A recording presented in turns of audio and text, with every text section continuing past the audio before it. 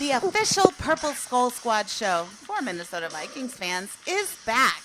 The fellas will make their yearly predictions, talk about training camp, and preview what to look for tomorrow in the Vikings Patriots preseason game.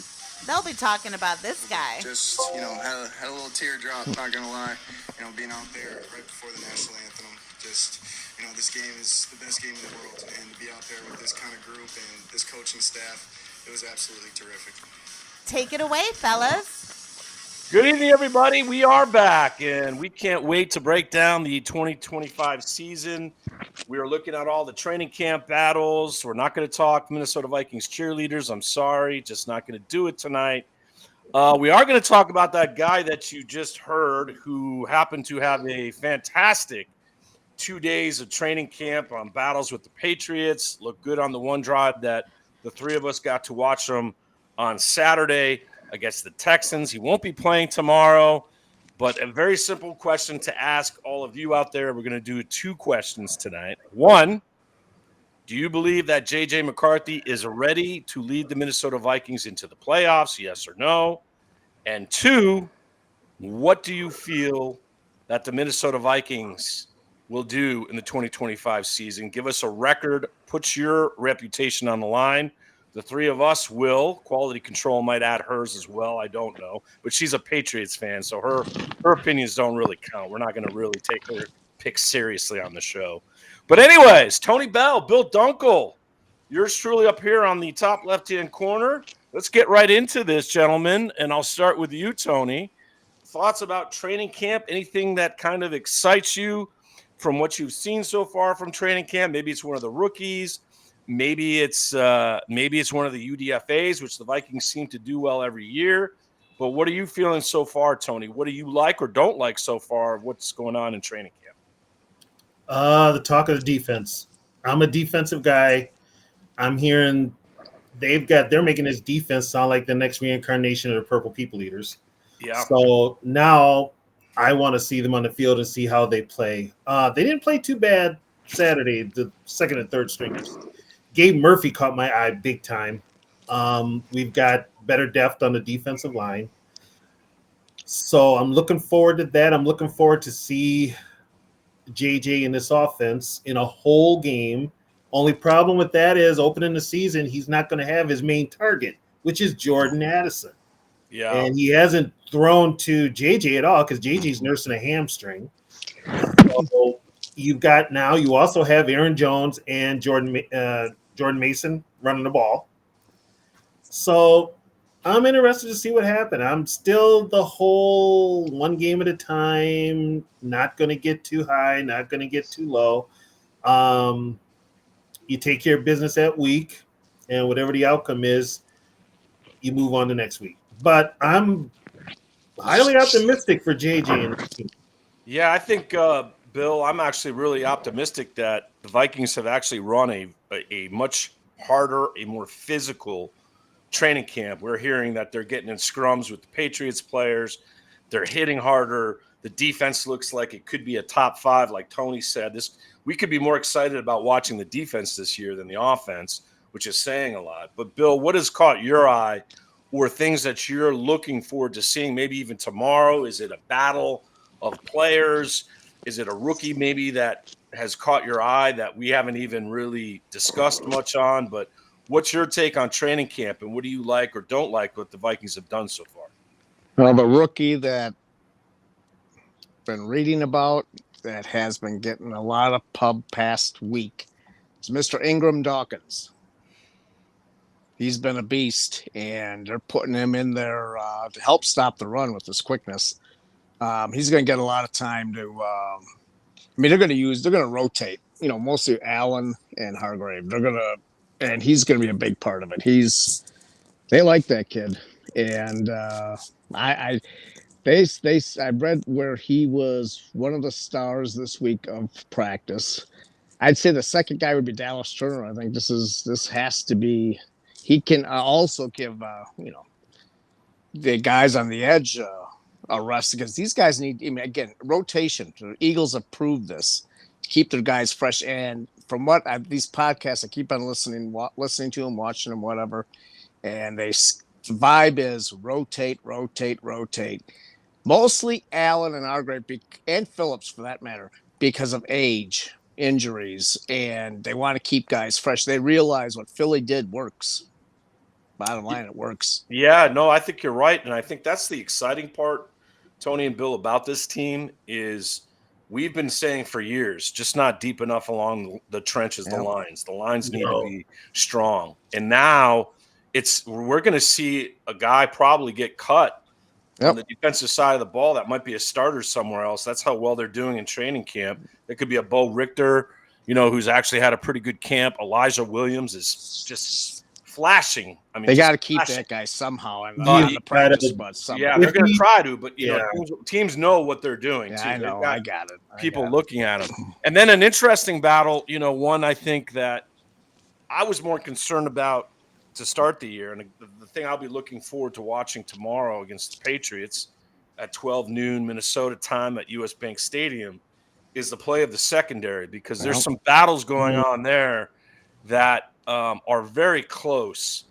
And I think Flores, who likes his cornerbacks big, strong, able to press, able to go after the ball, I think we're going to see tomorrow some players try to step up. And there's a battle going on right now between Zamiah Vaughn and Dwight McLaughlin that's razor thin.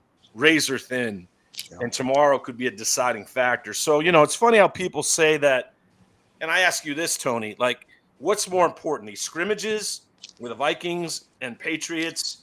And for the most part, and listening to WEEI, they said the Vikings had the better of the Patriots for most of those two scrimmages, including J.J. McCarthy was an incredible 15 for 19 with 5 touchdown passes. Patriots didn't know it hit them. But what's more important, these actual scrimmages or these preseason games? Because I would think that the preseason games still have a lot of value, because you get to see them in actual competition in the way that it's really lined up. Not that these scrimmages aren't, they play hard, but you see them, they don't hit as hard. They if they see you get behind them, they're not going to chase you down, although Donovan Jackson certainly chased down one of the Patriots and pancaked his ass. Took 2 guys on one screenplay.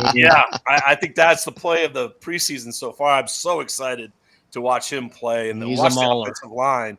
But Tony, in your mind, and you played football, what's more important, like as far as the success for this Vikings team to have, how they come together in these scrimmages, supporting one another, like McCarthy supporting his teammates and getting into some of these ruckuses, or these preseason games where even if players have success, as we've seen in the past, doesn't necessarily mean they're going to be on the team. We've seen a lot of Viking stars in preseason get cut.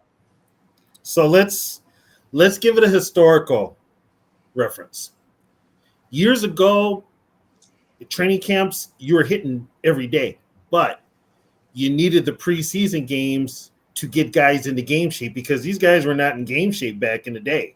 These guys would come into camp 30, 40 pounds overweight, and they would not be in game shape at all. That was then. So the preseason games were important. And plus, you had to get continuity, because you also didn't have the OTAs. The players, once the season was over, scattered to 4 corners of the earth, and you didn't see them till training camp or maybe spring. Now, with the players in this current age, you have an OTA like every month after draft. You have players working out all the time. The players don't necessarily have to get real jobs at the end of the season. They're still working out at the complex and working with the coaches. So now the players are in better shape. They don't really need the preseason games. The veterans don't.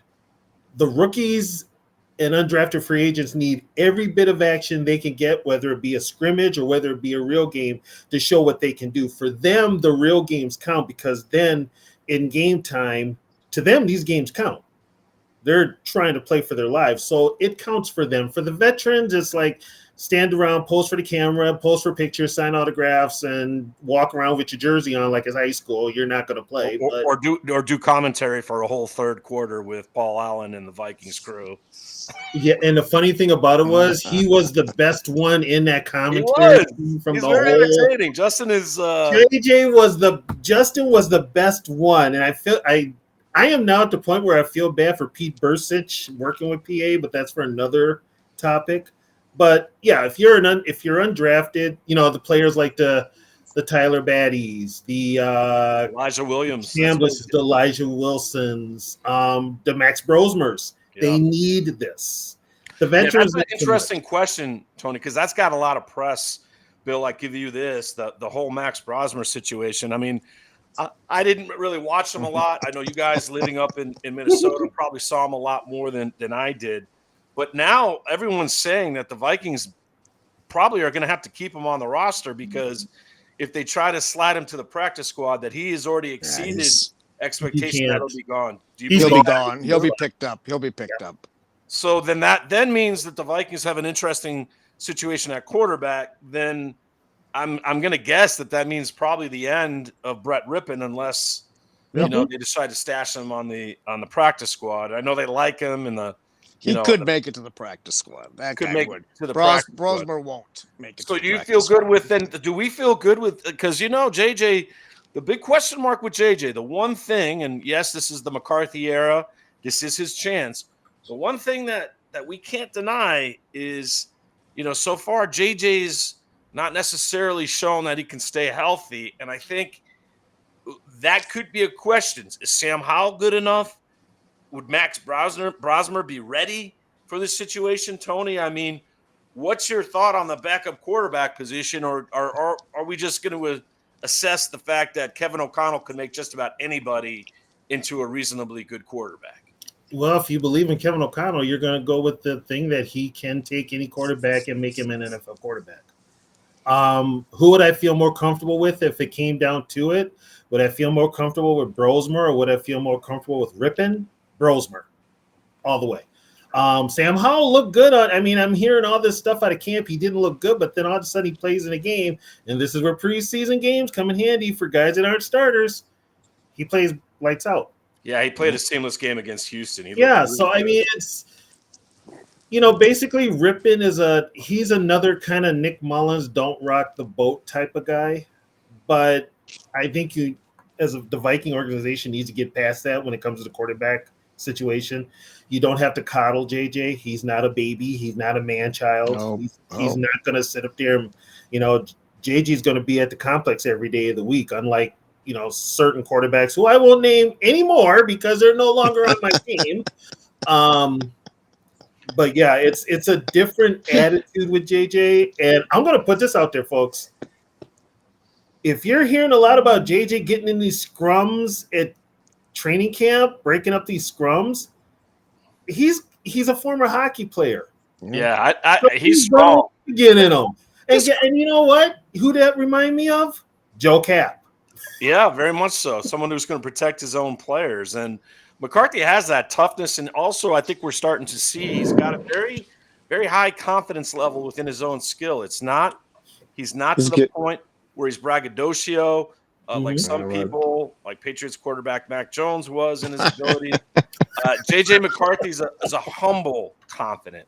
He's getting ripped for that. There's a whole difference about that. And he'll stick up for his teammates. He'll run for those extra yards. He'll take hits he probably shouldn't take in order for the Vikings to win, and that is kind of why you would look at him maybe as a better throwing Joe Cap. And all this talk, Bill Dunkel, is Eric, you were a better throwing Joe Cap than Joe Cap. Yeah, probably. But it didn't matter. You know what? It didn't matter. It got to its intended target, and Joe completed some of the biggest passes in Vikings history. Unfortunately, he didn't stay there long enough, and I think all of us would agree with this. No, this isn't taking any shot at Fran Tarkenton at all. No doubt the best quarterback in Vikings history, but I really firmly believe that Joe Cap stayed with the Vikings, they would have won a Super Bowl. That's how much they would have. That team loved him in the toughness. I think the next year they probably would have won it. And also, now this is another thing. Joe had that leadership capability. Yep. McCarthy's got the same leadership. These players, even the older players, are rallying around. Ryan Kelly loved him. Yeah. Ryan Kelly loves him. Will Fries has said this guy's got something about him. We listen to him. We hear him clearly. So he's making his points known. He is owning the huddle, guys. And it takes a certain personality to do that. Yeah, that's the key, the huddle. That's what he's owning that huddle. He's telling people to, hey, shut up. This is what we're doing. This is what we're going to run. Let's get it. Do your jobs. I'll get the ball there. Let's go. We got to Well, win. And remember, Tom Brady, Mr. Michigan, obviously someone who loves Tom Brady running the show right now, quality control, was one of the most foul-mouthed, one of the biggest trash talker to his own players. Yep. But the players used to say about it, Like it's Larry Tom Bird. Brady. We'll take it, and he's right. He's right when he's getting on us. He's not jumping on us just for the sake of jumping on us. He's telling us to do your jobs. He doesn't have a fragile ego. Right. No. Let's go. So this is going to be interesting because I really think this year is a development situation, but it's also, I mean, the Vikings, JJ's in a situation. There's a lot of pressure on him because the Vikings have invested a lot of money because they're able to. And that this team, when you look at it on paper, Tony and Bill, this team's ready to compete for something. And they won 14 games last year. So if they don't make the playoffs, it's going to be a bit of they're going to have to answer the questions like what happened, right? And so there's a lot of pressure on JJ, but you know what? I couldn't think of anyone better at 22 years of age. It's amazing he's 22, my God, that is willing and ready to handle this. I think I'm going to say something about the pressure, though. The pressure is not on the Minnesota Vikings as much as it is the Detroit Lions. Sure. Oh, no question. You mean talking about just the division as a whole? Just the division as a whole. Minnesota, if Minnesota falls to like 12-5, 11-6, 10-7, nobody's going to bat an eye. Well, we're going to find out, Tony and Bill, how good of a coach Dan Campbell is because he lost two of his top coordinators. And I already answered that question last year. Yeah. So we're going to see a lot. And again, the Packers had a great draft, had a good offseason. The Bears, by many accounts, had the best on paper offseason, but we know that doesn't necessarily translate. Can I say something real quick? You're more than welcome to. I'm sick of hearing about the damn Packers. I'm so sick of every public. Oh, the Packers are going to win the division. Shut the hell up. I'm sick of hearing about it. There's people picking up for the Super Bowl. Nobody's going to care about the Packers in October when the Brewers are playing the way they are. Yeah, exactly. Exactly. I mean, come on. You know, Georgia has that. The Brewers have that whole. The Brewers tonight were down quickly. The Brewers are down 8-1 tonight at Cincinnati in the fourth inning, and they came back to win 10-8. It's third year. And they got at least kind of free hamburger promotion. That is free hamburger. Free hamburgers. You can barely name four guys on that team, and you know what? They just win. They just win, baby, and that's what I like the Brewers. I don't hate the Brewers. I do too. I do like the Brewers. The other team, the Packers, not so much. But this. But I don't understand. Just quick. I don't understand that. I know that you're right. The Packers or it's Detroit, one of the two, and the Vikings. I've seen anywhere from third to last. Third or fourth. So I saw someone pick them 4-13 next year. The Vikings. You sure that wasn't Colin Cowherd? Yeah, it could have been. I had to double check. Hey, one quick thing on McCarthy. Did you see he's getting ripped? Because yesterday he said, I believe, I want to make sure, maybe it's not quote unquote, but I believe I'm the most accurate quarterback in the league, and people are ripping. That's the confidence. That's the subtle confidence. What's he supposed to say? I'm confident in getting the ball accurately to my receivers. And of course he's going to miss people. They're taking that where, how could you miss a wide open? Because it's going to happen. Here's where the whole and by the way, he always bounces back. That's what I've been hearing. He bounces back. He doesn't let rattled. Right. Drive rattle him. He like comes back up. Guy that we won't mention. Yeah, I'm not going to mention his name. We'll need parental advisory. Minivan.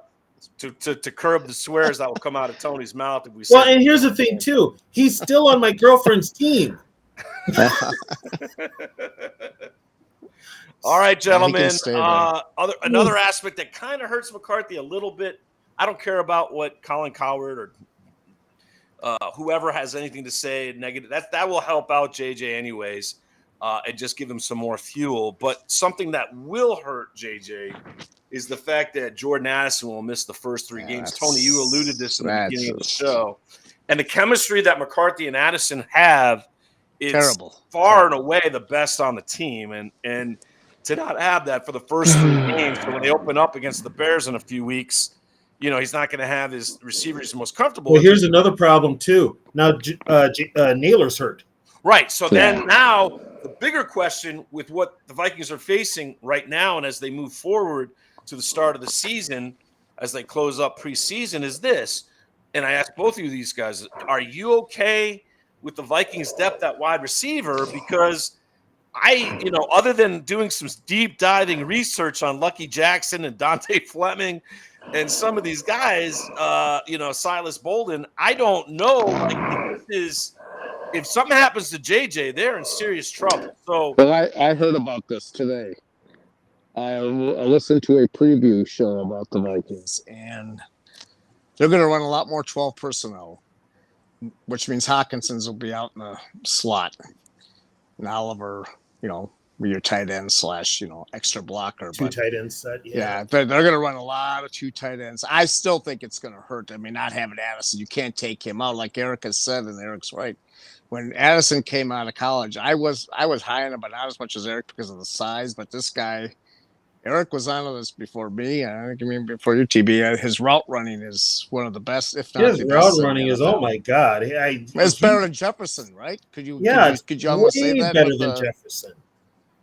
Okay, so the other aspect that he's worked on, Bill, he's worked to get stronger upper body wise. Yeah. I think that was kind of slowing him down his rookie year and maybe at USC slightly. Was getting off the line. Now he gets off the line. Well, and it makes it more difficult to get rid of him now. I was convinced he was gone because you wouldn't pay 2 receivers. I know the Bengals. Well, I mean, the Vikings might be in a situation where they have to get rid of him, though, guys, because you can't pay.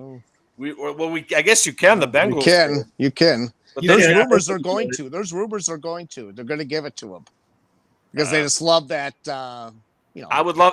Listen, I'm a fan. I want to see it. I love. And Addison, he's so young, Jefferson, but. He's only 23. If it hurts the depth of the team, then you got to wonder, or do you trade him for a high draft pick? And there's a lot of questions that will come into it. But I just want to see him on the field. We have to wait for week 4 when they're over in Europe before we'll see Jordan Addison. Well, and I think a bigger thing here is what I think TB mentioned is Addison is going to be out. McCarthy hasn't thrown to Jefferson all training camp. No. For the most part. So, I mean, I guess Hawkinson. I guess him and Hawkinson. Hawkinson's going to be big. I think Hawkinson and Oliver. I think both of them. And actually, another guy is going to be huge for JJ as far as the receiving game goes. Tony, you know where I'm going to go with this, and that's Aaron Jones. Aaron Jones has already built a nice rapport with JJ. They've just think those screen passes to Aaron Jones, and you got number 74 trucking down the sideline right with him. Donovan Jackson, hello. By the way, City. He would have been my third choice to look up. We haven't had a guard like that. He's gotten bowled over, yes, but his anchor is so much better. He's strong. He's just so much better than with the guys we've had in past years. It's night and day. That's the only hope that he's our next Steve Hutchinson. That's what we can kind of hope, right? That he just. I want him to be another Randall McDaniel. Yeah, another Randall. Obviously, the best Vikings guard in my mind. I don't even count Hutchinson as a Viking. Right. Well, he started off with the Seahawks, and then got I don't count him as a Viking. He was a hell of a player, though. Hutch was. I mean, if I'm going to go with my guards, and I'm not taking nothing away from Hutchinson, but it's Randall McDaniel, Ed White. Yeah, certainly. And Vikings lore, no doubt. So, no question about that. All right, gentlemen, talking about another offensive line is key to the whole year too. Yeah, we're going to do our predictions in just a moment, and also just a quick reminder: if you like what you're hearing, seeing, please join our YouTube page on the same name. Just all you have to do is hit the like button for us. And also, if you're interested in creating content, this is an open platform for all Viking fans to have a say and to develop their own shows and their own opinions, because we enjoy that here on the page. Another Viking a legend that the three of us, I think, together we've talked about on the phone, but we haven't really discussed what's going to happen in memory to him, and that is the great Jim Marshall. Obviously, when you talk about all-time Viking greats, Jim is arguably the greatest captain the Vikings have ever had. And, I'll debate that with anybody. And the guy that showed up every day to work with the same passion, the same commitment. Gentlemen, are the Minnesota Vikings, did the Wilfs do enough other than the little 70s patch? I know we've seen that. God. Are they doing enough for we said, did they do enough for Bud? No. No. And now you look at Jim Marshall, one of the members of the elite Purple People joke. Eaters. I mean, why can't you just? They have the money. Why can't you do a statue of all of the Purple People? Yes, and Bud Grant. They got Minimum. something in the stadium, like a bench area that's supposed to be like the Purple People Eaters sitting on the bench. Wow. But it's a really jacked up version. I'm like, really, guys? You couldn't do better than this? Those should be outside like other teams. Yeah, we have no outside stadiums. We got this funky design for the Gallahorn, which I don't know who the hell put that there, but it's embarrassing. You got that ship. You got the ship everywhere. Ship is fine, but you need something to honor Bud. You need something Jim to honor the Fran Tarkenton. Yeah. Hell, even Chuck Foreman. Yeah, they got some players that they certainly could build that type of. Yeah, Chuck, yes. Right. It's just, and the stories with Jim was, and it's like this guy played hurt and healthy for 20 straight years in the real NFL. When you played on the line, it was a war. I mean, this man would be in the hospital the week before. Chuck Foreman even said this. He got an ambulance ride to Met Stadium for the game. He played the whole game. And then after the game, he went back into the ambulance and went to the hospital. So that type of football player, I mean, he was a true Viking. If you look up Viking, Jim Marshall. Just the pictures of him, Bill, in the snow. And I mean, I think Bud never really talked about naming favorite players and this and that, but I think Jim Marshall was his favorite player. But Jim was his favorite. Yeah. And that says a lot to me. I mean, that just tells you what Jim meant to his coach, to his fellow teammates. And I think, Carl Eller and Allen and would say the same thing about Jim is, he was the guy that got things started for that defense. He really did.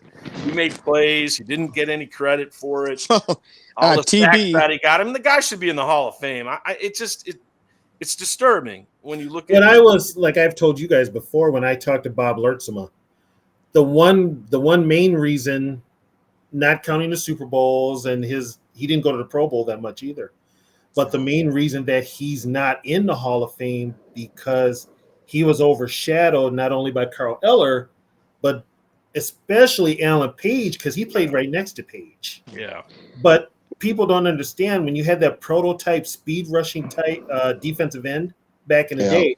That was Jim Marshall.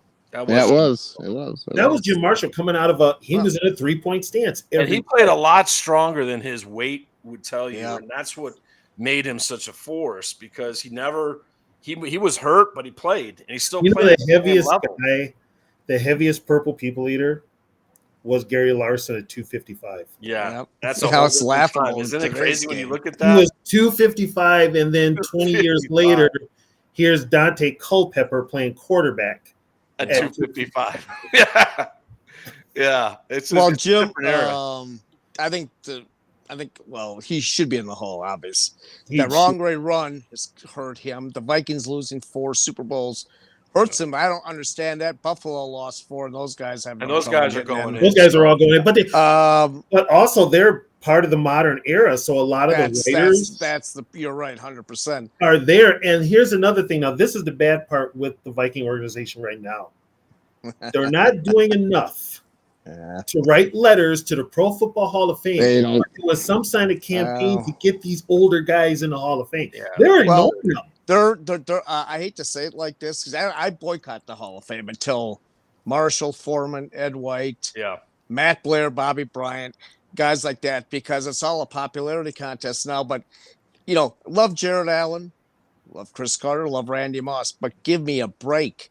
Get the guys in that are deserve to be that are older. My God, what are we doing?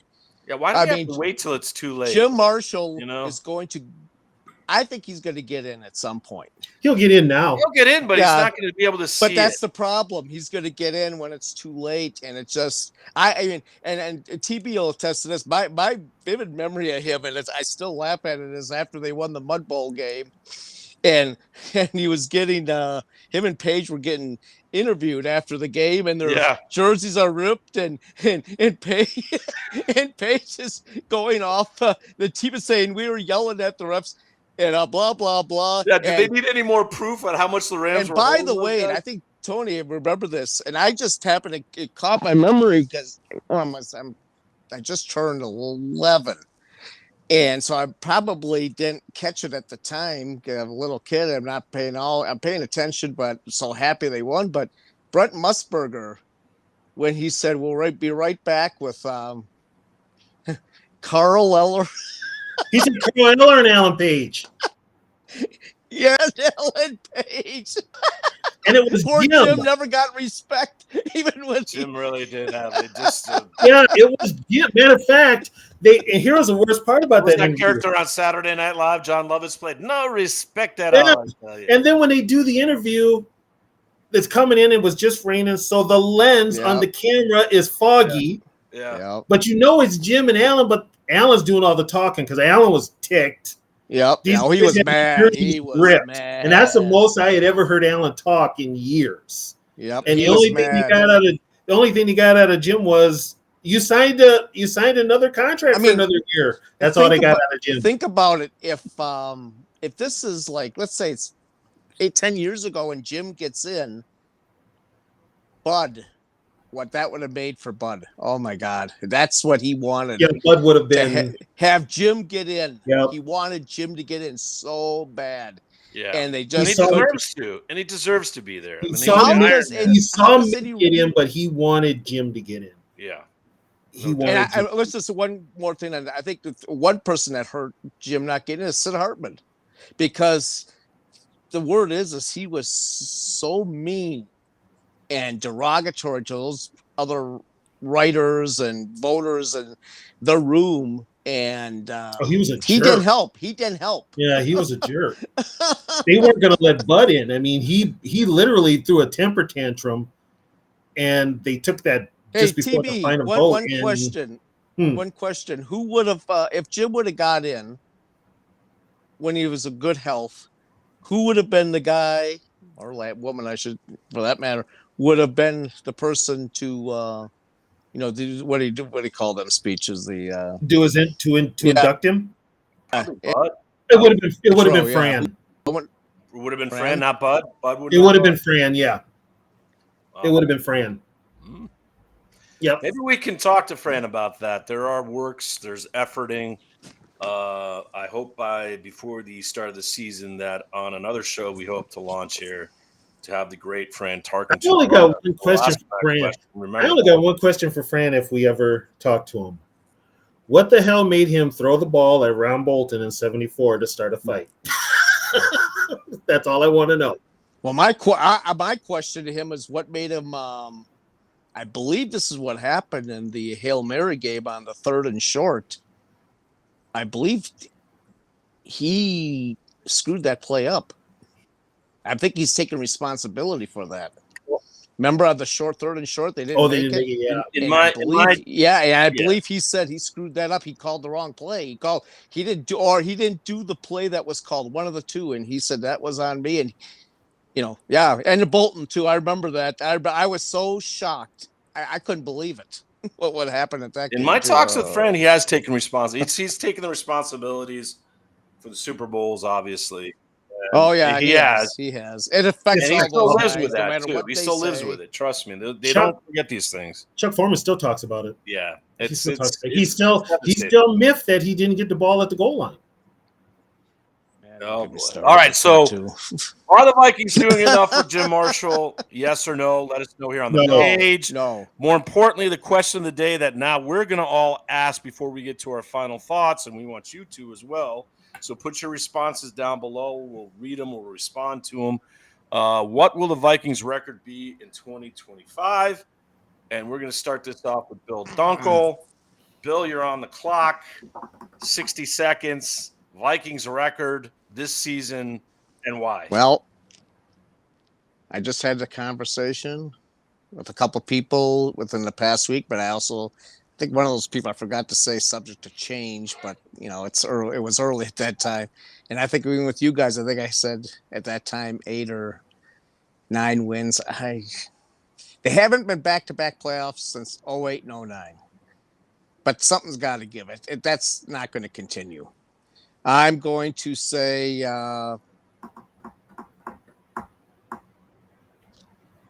12-5 in division champions. Wow, Bill Dunkel. That is lofty in that division with the title. I think that kid, Yeah, the kid, pumping, if he right? stays healthy, he's the healthy. real deal. The kid's the Just real stay deal. healthy, He's JJ. the real deal. I have high Yep, hope. he's the real deal. I'll say it again. I'll just say quickly. I'll just say quickly. I said somebody asked me about him today, and I said I can't say what I really want to say because I don't want to jinx it. But I just have a feeling on him with somebody else that's currently in the NFL as a quarterback. Yeah. He just has this winning. I just have this feeling. Yeah, he has this weird. It's so euphoric to have this. Like, it's been a while, right? Last time we had this really was Dante, I think, and because and I didn't even, and I'm honest, I didn't even trust Dante. I actually feel more confident that JJ will win a championship more than I did with Dante, although Dante certainly had a team that was capable of doing it, maybe more so than this team. But we'll find out because this team is loaded now, and there's so much talent on this Vikings team. They got depth all over for the most part. They do. That's the key. Depth is key. So Bill has 12-5 with the NFC North title. Tony Bell now on the clock. Where do the Minnesota Vikings finish in this upcoming season? You are now on the line. We are jotting this down. No escaping this. Okay, the worst I have them at is 8 and 9. I didn't say we had choices. This isn't like you gotta stay solid. Hey, I don't want you backtracking. Here. I'm wonderful. This is my time. 20 weeks from now when we're doing the show, I'm not happy. My time. No. I'm taking back my time. Okay, so 8 and 9 at the worst, but I gotta agree with Bill. 12-5, win the division, but a lot of it depends on two things: injuries and Kevin O'Connell, his play calling. Yeah, you're right. I would agree. I can't disagree. Injuries changes everything for any NFL team. Yeah. We know that. And we're already behind the 8 ball now with Jordan Addison. Yeah, and that hurts. And listen, the schedule is going to do us no favor. And I'm just looking at this stretch of games, guys, as I now give my predictions, and you two have them better off than I do. So, and I'm the big JJ, like, yes, you're going to win a Super Bowl in 3 years, but not this year. And the reason why I say that, there is a stretch, gentlemen. Bill, if you don't sell all these tickets and go to these games and cover it for us, at home against the defending champions, October 19th. I'll be there. I'll be at that one. They're gonna win I that hope game. to be at this game. They only get 4 days to get ready for Jim Harbaugh and the LA Chargers here That's in LA a on loss. Thursday I'm night. going to tell you something. That's a loss. They lost Rashawn Slater. That's big. That is big. 100%. That's big. 100%. That is big. That is true. But okay, and Michigan, what happened? I wonder if that's gonna curtail Jim's. Oh, I just realized this. They don't have Bosa anymore on defense, do they? No, he's in Buffalo. He's in Buffalo. Okay. He's in Buffalo. right after that, on the 2nd of November at Detroit, that's going to be. That's a win. That game could be everything for the Vikings. That's a win. I hope so. I hope so. No, it's a win.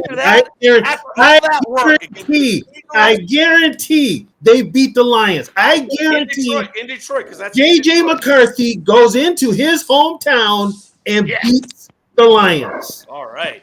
So, but after that, as a reward, Bill and Tony, November 9th at home in a game that I think you'll be at, Bill.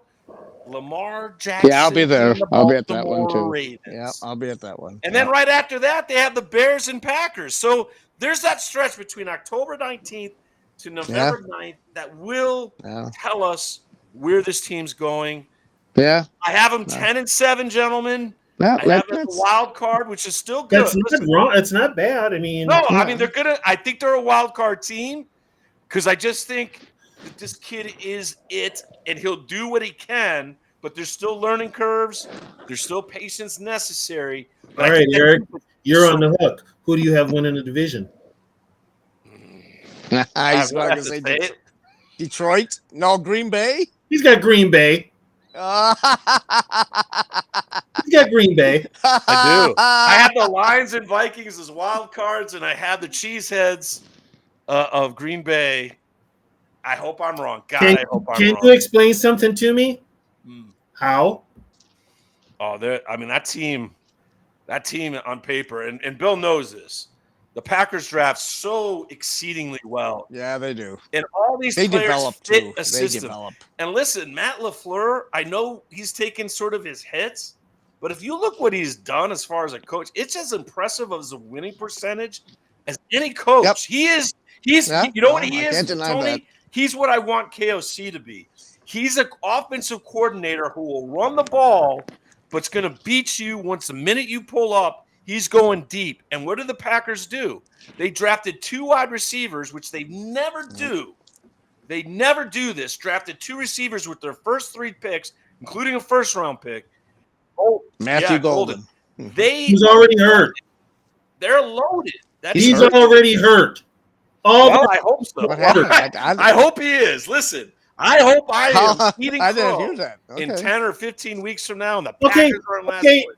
And I would agree. That offense looks pretty good. That defense is garbage, dude. They are going to take a hit without Alexander, but they just reload, man. Yeah. The Packers They drafted where? reload. Where? It's crazy. I wish we had as successful of a draft record as the Packers, because we would have won a Super Bowl by now. Quality control. Can you do us all a favor and get Eric a Patriots jersey? Oh, wait, we haven't pulled quality control in on this. Who knows? Does she have any picks for us for her Patriots quality control? Patriots are going undefeated, got a winning good the Super coach. Bowl. Come on, let's go. Oh boy. Oh God. Well, there's You know what? It is the AFC, and it's possible. No. There's a team in their own division called the Buffalo Bills that are gonna keep Drake. You know what? For Buffalo, this is either do or die. Yeah, this is But I it. think if They got to win this year. year. Got to win this year. Next McDermott, They got Bozo, Sean McDermott is Forget gone. it. So, All right, so gentlemen, He the 3 of us, Tony and Bill, have the Vikings going 12-5, NFC North champions. Let's pray that that's correct. I have them scraping into the playoffs at 10-7, but I think we all agree that J.J. McCarthy is the future, is the guy. So smile. So let's go around here in our final thoughts. Bill, anything that you want to look forward to as the season begins? Any thought that you see that you want to finalize the show with?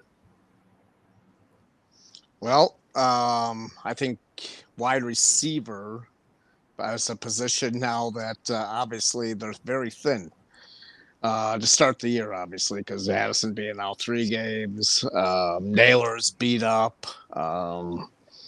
They got issues with punt returner. What are they going to do? That's Silas Bolin. But then if you keep him, he doesn't really do nothing for receiver. Then you got to so the wide receiver's an issue. Interested to see what they do at defensive line, because they are so stacked there. And they really are, guys. There's going to be a lot of tough decisions. They really are. My guy Taki probably does not make the team. Probably not. Unless he goes to practice squad. I think they'll try to. They'll keep Taki on the practice squad. Just a matter of if someone else might pick him up. But this is everybody, even some of the national people. Forget about Rossini and Cowher, but they're saying that this team's stacked, and it's really injuries. And if McCarthy, the couple questions, and you brought it up, Bill. Receiving depth. Do they sign a veteran just to maybe a running game? Powell? Jordan Mason, I think, is a key. Yeah, Jordan Mason will be, and just KOC, like It's Tony possible. said. the key to that, though, is if KOC gets the running game going, will he stick with it? He's so quick to abandon it. I think with Jordan Mason and Aaron Jones and Donovan Jackson pancake blocking people, they might. They just might. And what I heard today is that what really changed his mind is when they had all those goal-to-go situations against Detroit in the last game of the year, and they couldn't make it. And he knew they couldn't run it in. They tried, but he just knew they just didn't have the physicality, and they didn't have the back like Mason that's physical. And also, they didn't have the interior of offensive line. Yeah, that's right. They That's what wanted I'm to saying. take They care had of that. physicality They inside took that care of that in line, free agency. They told you. that's why they did that, and that's why they did that. So at least this time, but I will say this. He Let should me have just knew say, that when they lost to yeah, I agree. Cincinnati. I agree. But you know what? As for the coach, I want to see a big time win in a big time game for once. Yeah. Got to win a playoff game this year. I'll Denny feel okay. Green. I'm just going to say this. I got to say that I'm done. Denny Green was almost, they wanted him out of this town after he lost to Chicago. Yeah. It was over, right? Yeah. Tony? Yeah, it was. It was all over. Goodbye, Tony. Denny, you take your share of stuff elsewhere, you know? Yeah. Yep. Oh, go ahead. You guys go ahead. That's my thoughts. Tony, your final thoughts as we get ready for Patriots Vikings tomorrow, and then of course as we get closer to the regular season, we'll be back. We'll talk about cut down day because there's going to be some tough decisions coming up for Flores. Yes, there is. For O'Connell and Kwesi. Obviously, they're going to have to make some tough decisions on the roster. Mm-hmm. I'm just going to say this for everybody that's on the panic train about Dallas Turner. Get off the damn friggin' train and get back on the damn platform. Dude was hurt last year. Just watch the Alabama tape. He was hurt last year, and when he was playing out there, if you really watch him, that dude's got some explosion off the edge you can't coach. He's probably the fastest. Right. Oh, Grenard's pretty fast, but he could be the fastest. He's the fastest defensive player. Somehow, I'm sure you're going to have Grenard, Turner, Van Ginkel, and of course Cashman's going to be on the field. But you're also going to have Gabe Murphy on that field. That's going to be so much fun. You're probably your only down lineman to rush. I mean, it could be Allen, it could be Hargrave, it could be Jalen Redmond. I love Jalen Redmond. You guys know when you really look at the tape, go watch Jalen Redmond. Just tomorrow if he plays, watch what he does to the pocket. This is the most disruptive the Vikings defense is going to be in ages, and they've got young players like Jalen Redmond that are going to help Jonathan Allen stay healthy, Hargrave stay healthy, Phillips stay healthy. You can rotate these guys in. Flores ain't going to have to worry about it because they're disruptors. And that's what Redmond does. I mean, Redmond did so much work that Gabe Murphy literally just walked in off the corner and said hello to the Houston Texans quarterback. You get the easiest 2 sacks you could ever get. Yeah, they were pretty easy, but they count. Listen, they count. And I'll tell you what, Gabe Murphy does not miss any time in the training room. That guy is. I don't know how he doesn't get drafted. I don't know.